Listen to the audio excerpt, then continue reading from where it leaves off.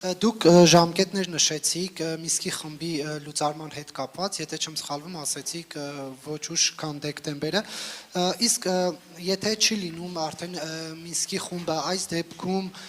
ինչպես է ԵՀԿ-ն պատկերացնում խնդրի կարգավորումը մասնավորապես արցախահայերի իրենց տներ վերադարձի հետ կապված եւ ընդհանրապես իրենց միջազգային իրավունքի վերականգնման հետ կապված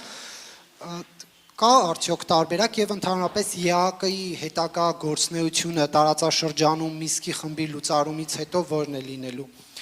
Եվ պարոն Միրզոյան մեկ հարց էլ ձեզ լեական հերոստատեսությանը տված հարցազրույցում նշել էիք, որ ադրբեջանական կողմը նախապայմաններ է առաջ քաշում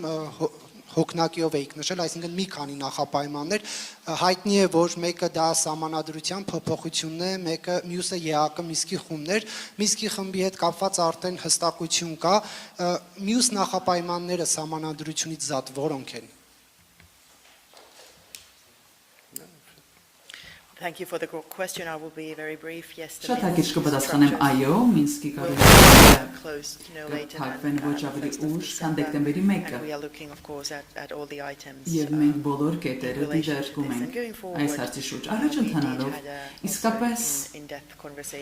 խորքային քննարկում ենք ունեցանք պարոն նախարարի հետ,